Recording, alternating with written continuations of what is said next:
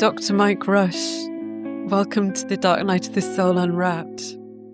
Thank you. I still haven't got used to the doctor bit yet. I'll use Mike from now on. Now we've acknowledged the doctor bit. That's fine. When people call me doctor, I just look over my shoulder wondering who people are talking about. So this is a first for me in terms of talking to somebody on this podcast who is researched rather than gone through a dark night or spiritual crisis. Where did your interest in the topic spring from? Yeah, I thought you might ask that. And it's not actually an easy question to answer because I like to be transparent about it and acknowledge that I haven't experienced a spiritual crisis or spiritual emergency myself. But I guess it goes back to really my childhood interests. And I was always interested in myth, magic, mysticism, all those kinds of things that I guess a lot of kids are. But I never grew out of it. And it continued into a broader interest in spirituality, religion, and so on, which took two paths. Part of it was personal, based on my own experiences and beliefs, and exploring other religions, other spiritualities through a personal aspect. And the other pathway was kind of the academic approach. So I've done a number of different courses and qualifications that relate to religion and spirituality, particularly religious and spiritual experience in general. And the approach that I've taken is largely psychological, in particular transpersonal psychology. So I'm interested in looking at those kinds of phenomena and experiences and beliefs through a psychological lens. Yeah, I think that's really how I got that. I suppose I was also looking at what was the overlap between psychology and spirituality, and how can you put that into some kind of applied practice?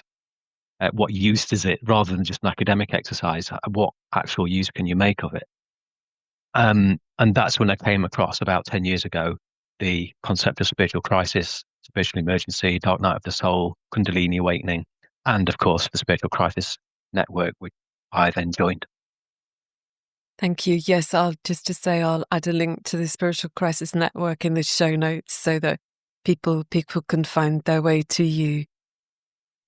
As I understand it, your research is around this question: what is the empirical evidence for interventions in spiritual crisis? Yeah, so that was a research question on which my PhD was based, which I've just finished. So that was 5 years part-time. I've just completed that. And what I was interested in is how many of the interventions that people recommend for spiritual crisis or spiritual emergency, how much of that is actually validated by empirical research. So the Spiritual Crisis Network gives advice to people who contact them. I give advice to people who contact me as an individual therapist, and other people out there obviously give out advice as well. People like Emma Bragdon and other organisations like Assist in the States and so on.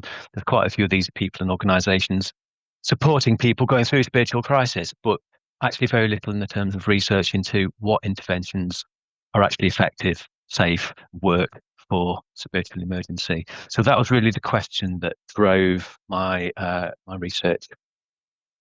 I want to come to the whole grounding piece in a moment, because I think that's really important in terms of what you discovered. But broadly speaking, did you find that the interventions offered were useful or not? Well, there are so many. I mean, if you're talking about grounding practices, there are so many different things that people can do. We're talking about practices, attitudes, behaviours, so many different things that people can do to try and help them ground during a spiritual crisis, that it's very difficult actually to evaluate them all. One of the best studies was Marie Grace Brooks' study, which was published in 2021.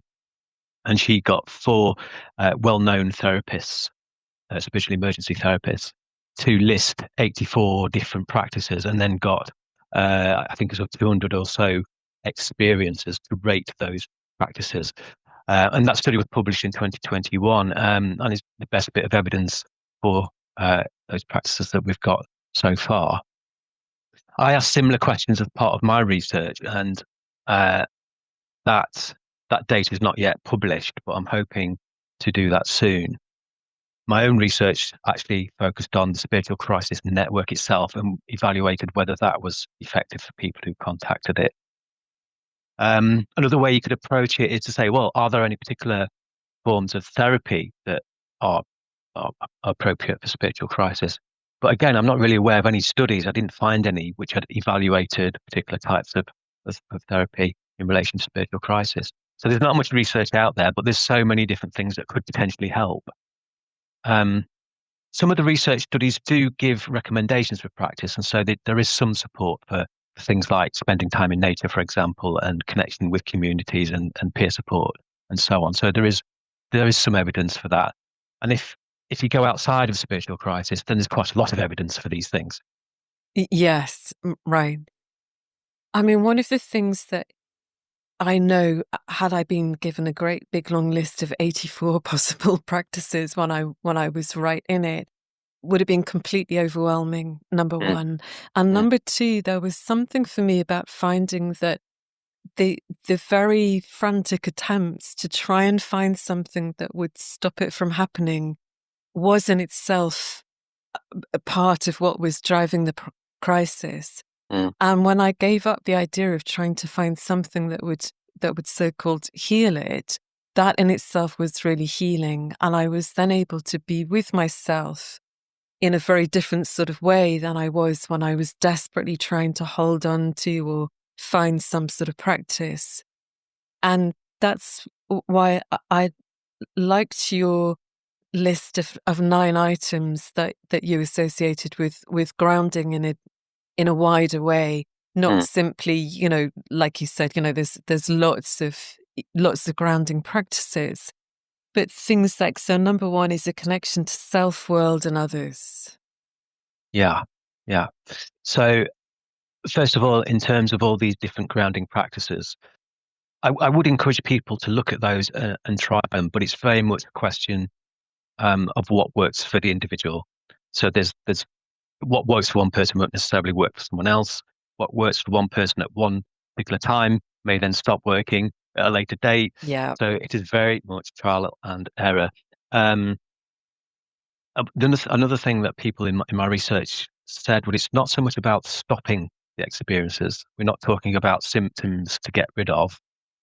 It's more about keeping a foot in both worlds, whatever that may mean to you, the spiritual world and then the earthly world, the mundane world, whatever words you want to use, and therefore developing your relationship with that experience rather than trying to escape from it, negate it, or stop it in some way. absolutely. I mean, I really love that. In fact, there's a line in my book where I say, now I dwell in 2 dimensions, a foot in each. So it's Ah, there you go. basically word Yeah. for word what you're saying. And I think that took a couple of years to develop. Mm. So I think, we're talking over fairly long periods of time when we're talking about all of this. But absolutely, I think for me, really the essence of this journey, if we want to call it that, is the development of the relationship with experience and the relationship with ourselves, which has, for whatever reason, somehow been fundamentally missing in my understanding. Is there more that you found out or researched about that cultivating of a relationship with experience? Yeah. So one of the studies that I did was to explore the meaning and lived experience of grounding in the context of spiritual crisis. So, what do people understand by that term? What does grounding mean? And what does it feel like to be grounded? And what does it feel like to be ungrounded? So, you mentioned the first theme, actually, which was connection. So, a lot of people felt that when they were disconnected, when they were ungrounded, they were disconnected. And that connection could be with other people. It could be with other parts of themselves. It could be with the community. It could be with the world, with nature. And it could also be the connection with some kind of transpersonal other, whether that was conceived of being deep within the psyche or transcendent, external to the psyche. So different senses of connection in different ways people talk about. But when they were ungrounded, they were all tended to talk about disconnection. And that one of the ways to get their grounding back was to reestablish those connections with those different aspects of self and the world. Um, Having a foot in both worlds. Uh, yeah. So again, this wasn't about getting rid of the experiences. They weren't perceived as symptoms because that's a pathological perspective. Um, they were seen actually as having value, those types of experiences beyond this world. And I tend to use the terminology adopted by Isabel Clarke of shared reality and unshared reality. So people actually wanted to maintain a connection with both shared reality, the everyday world of people, things, jobs, relationships, and so on, but also maintain that connection with either the deeper psyche or transcendent reality, mystical experience, whatever it was that they'd encountered. So learning to be able to do that was something that people engaged in, and they used different ways to cultivate that experience with um, uh, that relationship with the experience. Um, Key to that for many people was, for example, the ability to kind of take a step back from what they were experiencing at any given moment and reflect on it. So I think people have called this the observer stance or witnessing. So there's something of a gap between what one experiences and how one reacts to it, what one feels about it. And when they were talking about this, I immediately thought of mindfulness, a practice of mindfulness, which can help you to do that, um, but which some people can find a helpful grounding practice, but for others that can actually be quite triggering. So it just has to be a bit of an individual approach. Yeah, absolutely. I think for me, there was something about learning that the nature of my relationship with experience could also be whatever it was in any given moment, and that it didn't need to be a particular. My relationship didn't need to take a particular form. So, for example, I didn't always need to be in the observer position, or I didn't need to accept, or that there was a fluidness to the relationship. Mm, And of course, like I was saying at the beginning, my relationship was with what I was experiencing was one of fear mm, mostly. And of course, over time, as these other, as you were talking about, the connection to the other dimension started to come in, then there was much more of a sense of meaning that came through you know, when I started to understand, oh, this is the dark night of the soul, which was the phrase that came to me, then it was much easier to be in a different relationship with the experiences, with the yeah. difficult feelings, the symptoms, whatever.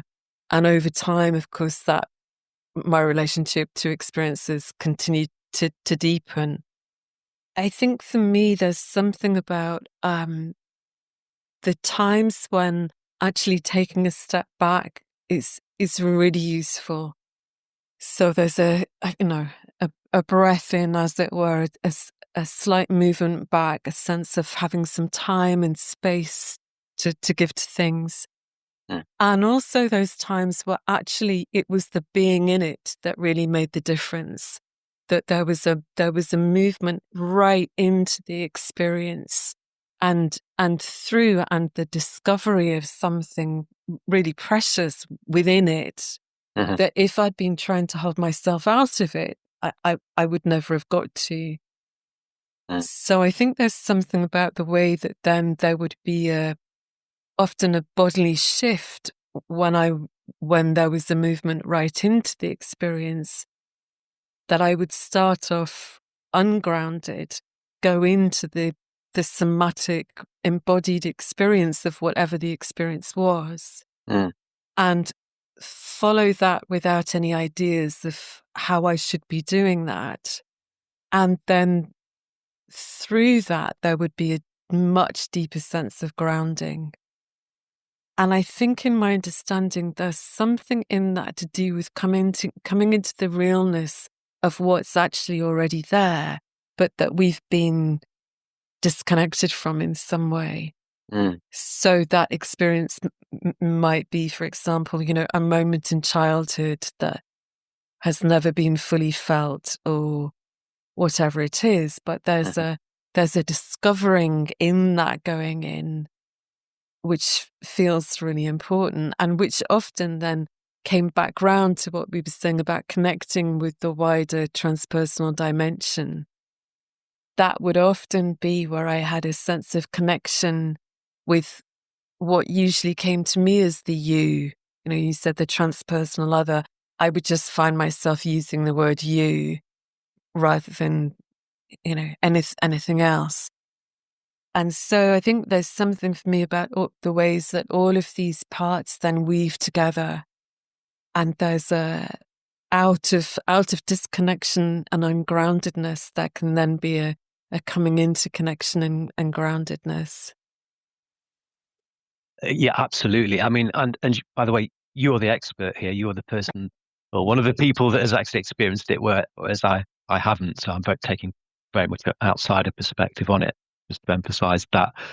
Um, but yeah, I mean, I liked your use of the word weaving just then as well, because one of the other things that I looked at was how people express their experience in creative ways, which is often through drawing or painting, but can be through song or writing. But what one of my participants did was actually start weaving dream catchers during her crisis. Um, she was actually in hospital at the time and couldn't speak. Her crisis rendered her mute, but she was able to weave these dream catchers. And then in the research, described how that was a process of centering herself, of bringing herself in. So I got really interested in this metaphor, which encapsulated the experience in some kind of physical creation, piece of artwork that people produce. And I think, yeah, absolutely, it's a very much an ongoing process and it fluctuates in terms of feeling grounded or ungrounded. That can cycle over time. For a long time after the initial crisis, people um, continue to feel more or less grounded at certain points over the months and years that followed, although generally it tended to attenuate as time went on to get less. But there was still an ongoing relationship, still an ongoing weaving in and out of those different states, and an attempt to integrate and make sense of them in terms of some overarching framework. So it sounds like yours was based around the dark night of the soul. Other people had different frameworks to draw on, and continue to do so, of which there are probably an unlimited number. Um, but things like Kundalini awakening provides a framework for understanding what happens. Uh, one person talked about a belief in astrology and different astrological signs and forces, for example, as well. Another person used holotropic breath work in association with their own mandala painting and so on. So there are so many different ways to express this relationship and this experience, but it does develop over a long time. That integration period seems to be potentially lifelong because it's coming to terms with everything, which, like you say, may go back to childhood trauma, or whatever triggered the experience just before it happened. I love that you picked up on the word weaving, because when I saw your list of things to do with grounding, number 9 is word weaving with embodied metaphors. I mean, how perfect that you found somebody who was literally weaving. Yeah, yeah, and she described to me that at the time of her experience, she had the support of a spirit helper in the form of a spider. Wonderful. Can you say a bit more about other things that came in around this word weaving with embodied metaphors? Because I think for me, there's something so important in that. I mean, I know in my experience and in my work with people, when we touch the place of the embodied metaphor, whatever that metaphor happens to be, I know that we're really then touching into something that we can kind of work with in some way. For me, there were metaphors like the dam bursting, or hitting the wall at 100 miles an hour, or these very, very visceral metaphors, as you say, embodied metaphors. Can you say a bit more about what you've found with that? Yeah, I suppose that phrase, word weaving with embodied metaphors, I suppose it's drawing together some of the other themes because it's about connection, and it's about an embodied self and parts of the self all coming together, and how that is expressed through creativity. But what struck me in some people's accounts was when they were asked to describe what it feels like to be ungrounded, they would start by giving me a metaphorical, abstract kind of explanation. So it's like being hit by lightning. And then they would end up by transitioning from a purely abstract, it was like being struck by lightning, to an actual account of how they then had to ground physically sensed energy through their bodies to ground themselves at that particular time. Or how, for example, people experienced electrical interference effect with equipment around them. So they were talking on one side about this metaphor, it was like being struck by lightning, and then they immediately transitioned into talking about real world experiences felt within their own body in terms of energy, and also how that affected computer equipment or radios or lights or whatever it was that were around at the time. Um, so usually, I think in psychology, embodied metaphor is about how um, the metaphors we use in daily language are shaped by and constrained by physicality and our experience of being in the body and physical beings.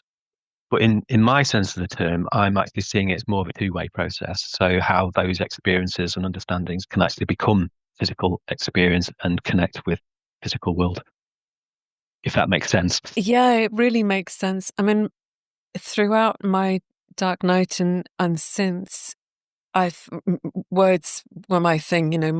My creative outlet has always been writing, and I would find, obviously still do find, that when there's a naming of what's here, when there's a naming of embodied experience, and by naming I mean an organic coming forth of what it is, not a labeling, so not an Mm, imposition onto the mm, experience, but a naming from within the experience itself.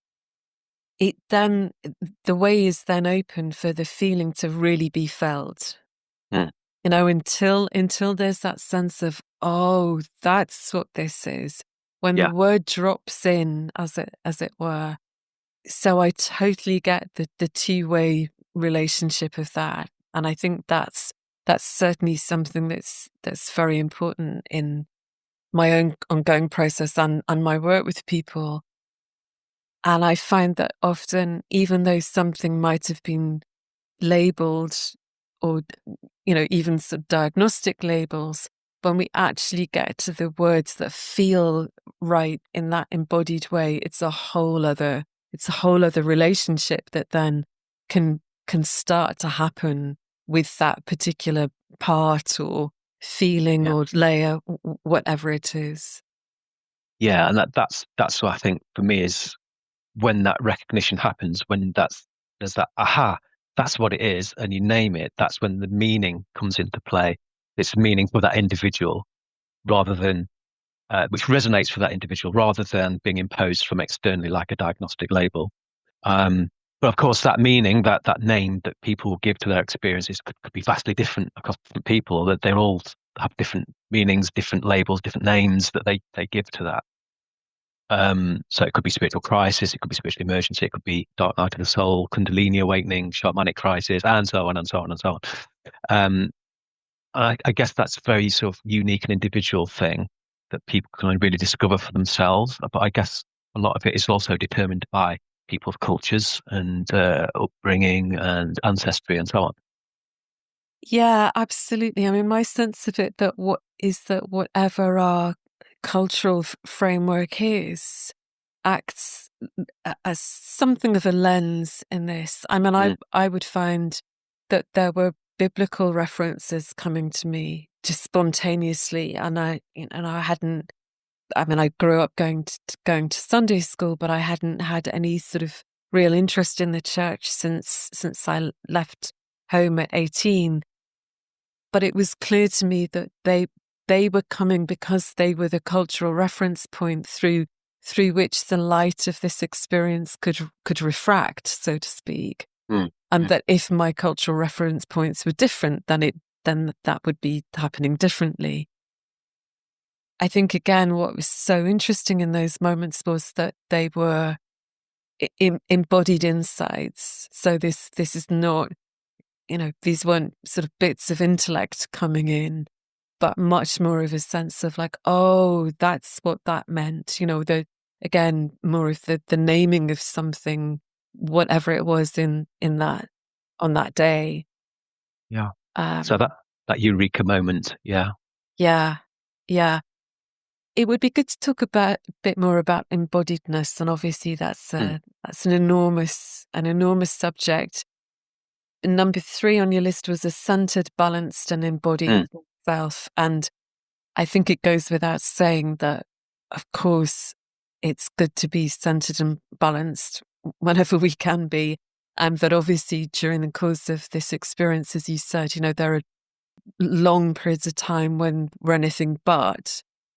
What feels really important to me is the embodied bit, because I think when we come and move into that, then even if we're uncentered and unbalanced, we can be embodied within that in a way that we can't be when we're disembodied, if that makes sense. Yeah. There are a number of points I think were interesting about the centered and balanced and embodied self theme. Um, the metaphor that people use tended to be that of a tree, quite often as being grounded and embodied and centered. Um, but people also talked a lot about when they felt grounded and centered, that their focus of attention had moved from up here, the head, down, usually into the heart, sometimes into the belly, but mostly into the heart. And it was very much a heart-centered feeling when one was grounded and centered, rather than a headiness, which is associated with the intellect and words and so on.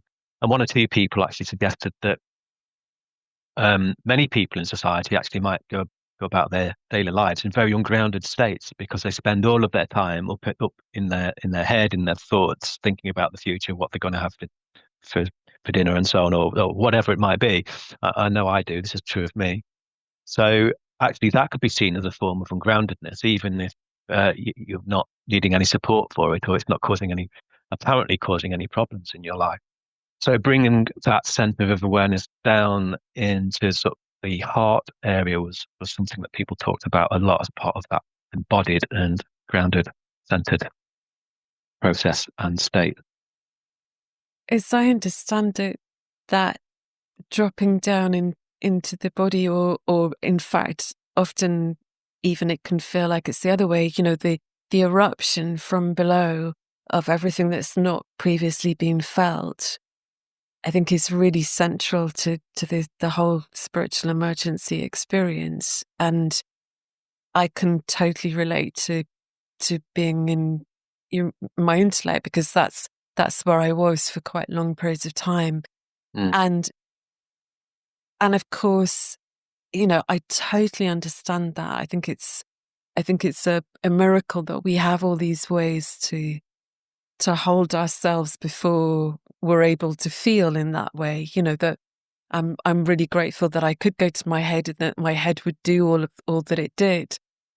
I think for many people, when that eruption first happens and there is this upswell of stuff, as it were, that is breaking through, it feels terrifying. It feels shameful. It feels like an enormous failure. It feels like we're doing something wrong. Because I think in cultural, societal terms, the head stuff is supposed to work, right? And I think we're supposed to be able to manage and control and all of that. Did people comment on what it was like for them when that mechanism broke down? Yeah, I think this relates to the other theme of containment and release, which is another one that I identified. And that could manifest in different ways for different people. I remember one person I think talked about feeling contained or confined by the boxes that society puts them in. So that was one example of unwanted containment, if you like. And of course, a lot of people talked about the release of energies which they couldn't handle. It was just completely overwhelming that came up from inside, or even downloads of information from outside, which were just overwhelming as well. So there's this idea of how the boundary around a person and how permeable that is, and that changes at different times as well. And it's about balancing and managing that containment and release process of whatever that might be for that individual, whether it's energies or society's expectations or other people's expectations. Yeah, what was your question again? Yeah. Well, there were a couple of things that just came to me as you were describing that. One was the sense that certainly I had, and a couple of people that talked to for the book had, that everything that hadn't been able to be felt had been kept in a box. Mm, And it was a bit like, the myth of Pandora's box, that at some yeah, point this box, which something within us had presumed to be locked, suddenly gets opened and all of this stuff spills out. At first, like I was saying, that's terrifying and shameful and all of that. And yet there's also some really precious things in the box. Certainly what I discovered was that it wasn't just pain that got locked away in there. It was also other qualities, other parts of myself that had to be boxed for all sorts of different reasons to do with mm, family and society. And the other thing that came to mind was slightly different, that when I was in the most intense phase of the dark night, I found myself drawn to sitting in small dark spaces. And there were a couple of times I actually got into the cupboard because that was the only place that I felt like I could be with what was going on. And it's such a perfect illustration of what you just said about containment, that mm, containment can be both bad in the sense that it's holding us in and back, but it can also be really soothing and really comforting. yeah, and protective. And if you extend the metaphor, you can think about um, approaches such as peer support, where you generally create a safe space. That's the whole idea. So again, you've got that idea of containment around that space, whether it's virtually online or face to face in a room, which is a lot of what we do at the Spiritual Crisis Network is providing those safe spaces for people to share their experiences.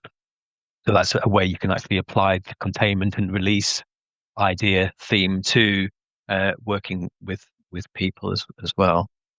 Absolutely. I mean, that's central to everything that I do. And I think that's actually the most fundamental thing in this whole conversation is the understanding that it's the space that's necessary.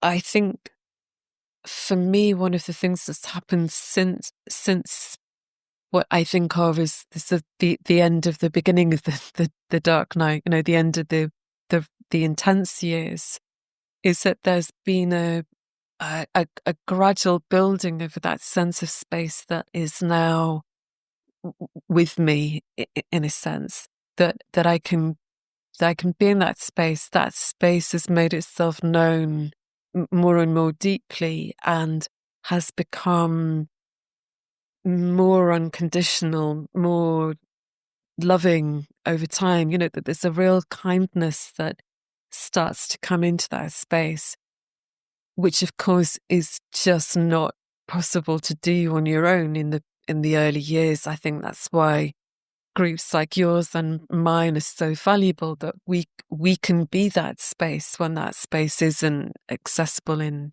any way. Is there more that you'd say about release within that space? I didn't really go into that. I didn't really ask that question as part of the research.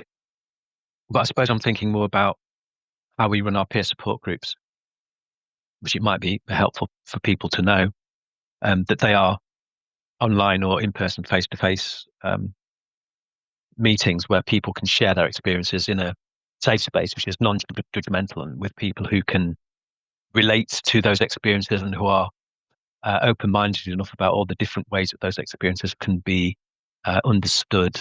And that's part of the journey, part of the therapeutic process in effect, to integrating those experiences. Um, I think it's also probably important to point out that many people who go through these kinds of experiences say that they experience some kind of personal transformation, positive growth out of going through it, difficult as though it is, and they can usually point to something that in some positive way that they've changed. Many of the people who I interviewed for my research were engaged in supporting others in some way, whether that was peer support or whether it was working in complementary medicine therapies, that kind of thing, or even working in the NHS. People had often gone on to provide support to others going through similar experiences. So that's one example of the light that can come out of that darkness, I think, and how it can be transmuted into something which is actually beneficial for the individual and for people around them, because it's not just an individual experience; it's ultimately a collective one as well. Absolutely. I'd really like to say more about this because I think it's a really important aspect of this, both the fact that there is a transmuting. In fact, that's one of my chapter titles in the book is transmuting our pain. And that's really, of course, that's what I'm getting at, that there is, of course, there's immense suffering and immense pain in this, and yet there's something beyond that. There's something so deep and so, I think, important. And what you just said about it not being purely personal, I think is really important, even though it feels, of course, intensely, excruciatingly personal. Mm, I think there is something collective in it, without a doubt, that we're touching into the collective, that we're transmuting for the collective in some way. There's something, some kind of alchemy happening. mm. What's your sense of that? Well, bearing in mind I haven't had the experience myself, all I can really do is Sure. comment on what other people have said, and it does seem to be a common theme. It wasn't actually one of my nine themes, but perhaps it should have been. Um, but certainly that makes a lot of sense. I mean, the most obvious one is the way that sometimes people, when they talk about their individual spiritual crisis, they then segue into talking about the collective ecological crisis. So that's something that seems to be very much in people's consciousness at the moment, and they're making that connection between individual trauma and collective trauma on global scale. Um, Another really interesting person that I talked to described to me her experiences of how she uh, senses, hears um, past historical traumas that, for example, on battlefields, that kind of thing, and how she feels drawn to those places to provide some kind of retrospective healing, some kind of ritual to heal the trauma of that place, whether that's see that as spirits or whether it's a healing of the land itself or whatever that might be. So it's very kind of shamanistic in a sense. And then the other thing I wanted to say as well was that, yes, that it is incredibly painful and difficult process to go through. But one of the key things that makes a difference is how one responds to that and how other people around you respond to that as well. So if the response is one of avoidance, control, negativity, and fear, then that experience is probably going to get worse. It's not going to be helped by that response. On the other hand, a response of curiosity, openness, acceptance, exploration, and as you said earlier, surrender to the process tends to result in an experience which is which can then play out in a more natural way and come to a more positive conclusion. And that's one of the things that research, other than mine, has pointed to is the appraisal of the experience and how important that is. Yes, I think that's key. My guess is that for most of us, we will have experienced all of that. You know, there will have been the kicking and screaming and the surrendering and understanding. And I think that's completely natural, of course. Just to go back to what we were saying about the collective, and I think that's much more acute now than when I was in when my dark night started in 2007. And I think on the collective level now we can really see the global dark night much more clearly than we could then. For me, a lot of it is about the breaking down of the old paradigms.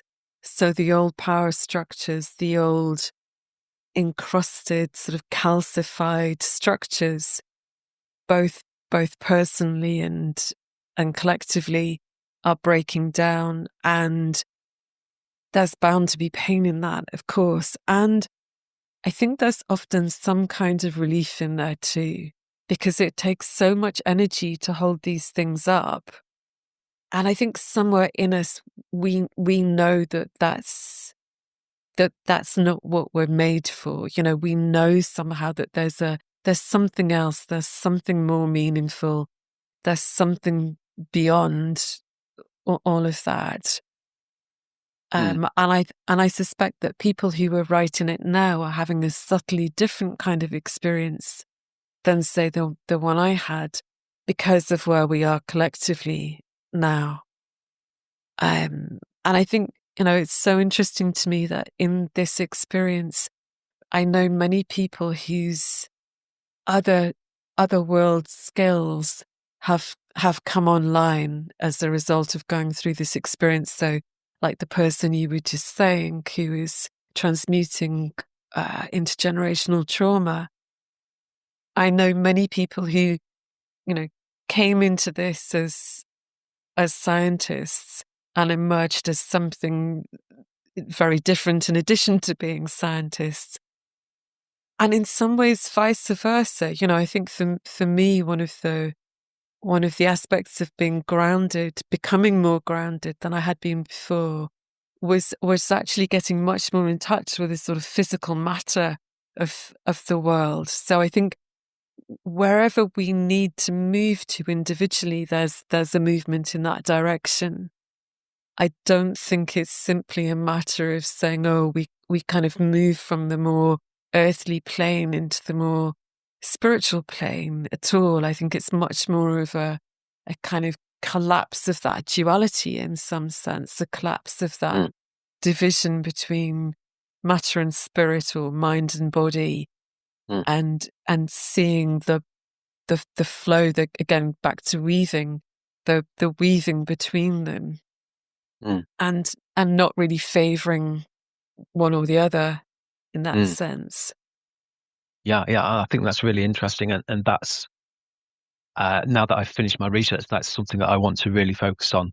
The whole question of agency, identity, personhood, and embodiment, I want to focus on, and how that relates to different cultures as well. I think this is really important to consider next because modern Western society has very much a focus on individualism and intellectual thought, um, and also commodification.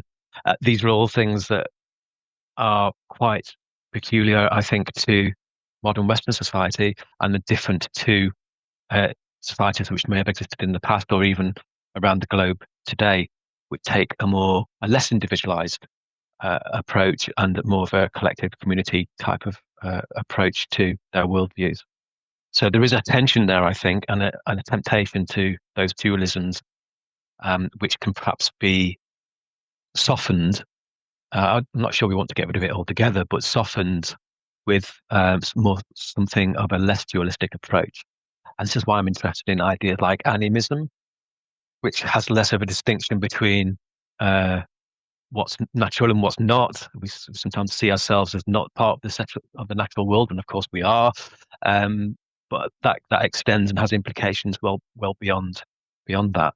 So those views which kind of break down those dualisms, body and mind, body and spirit, and so on, I think are really interesting and are potentially going to be helpful for how we go forward in future, in particular with relation to the ecological crisis and the development of society in general. But that's not a change that I think that you'll see quickly. I think it's one which Yeah, has to be brought about through education and a change in values. absolutely. Yeah. There's two more points from the 9 points to touch into. One of them is resonance or contagion. Hmm. Can you say a bit more about that? Yeah, so people talked about when they were feeling ungrounded, how that could be transferred to others around them, um, or vice versa, actually. So some participants were saying that when they felt really ungrounded, then people around them would start to feel ungrounded and act as if they were ungrounded as well. But on the other hand, and that was more of the idea of contagion. That's kind of the negative side of it. But the positive side of it was that sometimes when you're feeling ungrounded, it can be really helpful to be in the presence of someone who is actually very grounded. And so it works back the other way, which is the resonance side of it. So this is a really important and point which uh, is essential really for anyone working one to one or in peer support groups with people who are feeling ungrounded, is to bear this in mind and make sure that one can cultivate one's own sense of presence and groundedness to facilitate that in other people. And perhaps also to recognize that if one is not oneself in a good place, one is not oneself well grounded, then perhaps that's not the time to be working with someone else who is ungrounded. Um, Again, it relates to the other themes. So it relates to the theme of connection. Relates to the theme of an embodied self with a boundary. Um, it relates to containment and release. These themes all sort of interact with each other. Um, but that was the essence of the contagion and resonance theme. I love the idea that, of course, the kind of co-regulation that you just described, the nervous system co-regulation that happens when we're in proximity to people. For me, there was also something about resonance with other things. So sometimes there would be a resonance with a piece of music or Mhm. some sort of writing or poem, or we talked about nature.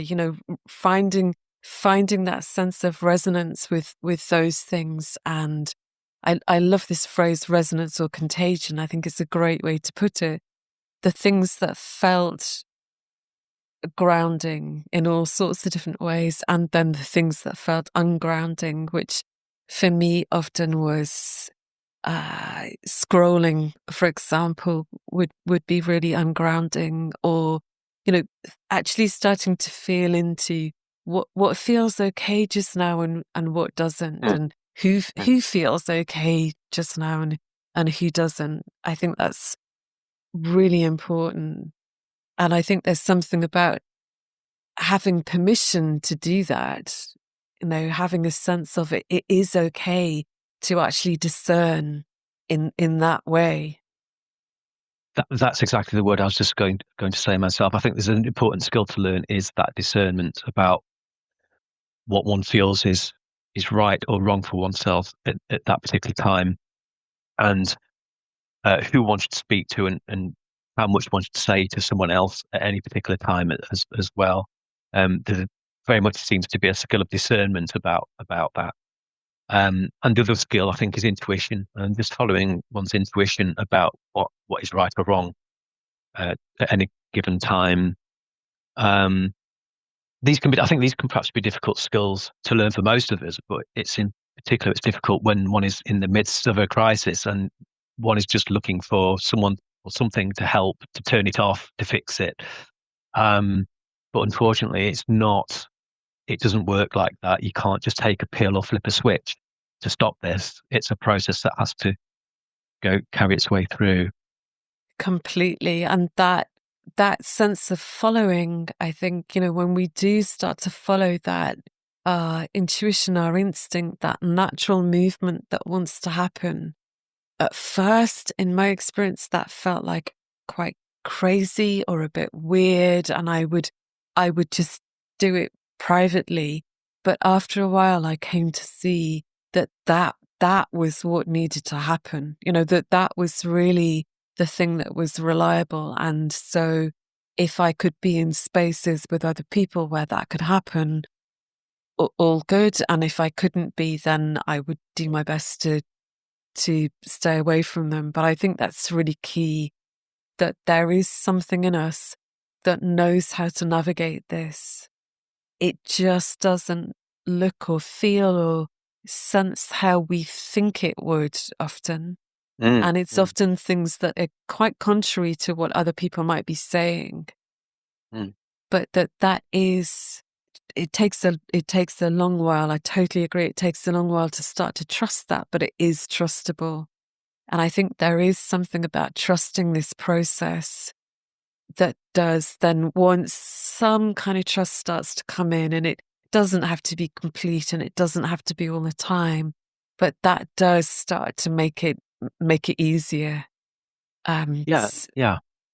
And this is something that I can relate to, even though I've not gone through the experience. Quite a few people have experienced synchronicities, meaningful coincidences in their lives. Now, whatever one thinks about that, I don't know. I've experienced it myself, and sometimes following those things can lead to interesting, interesting developments.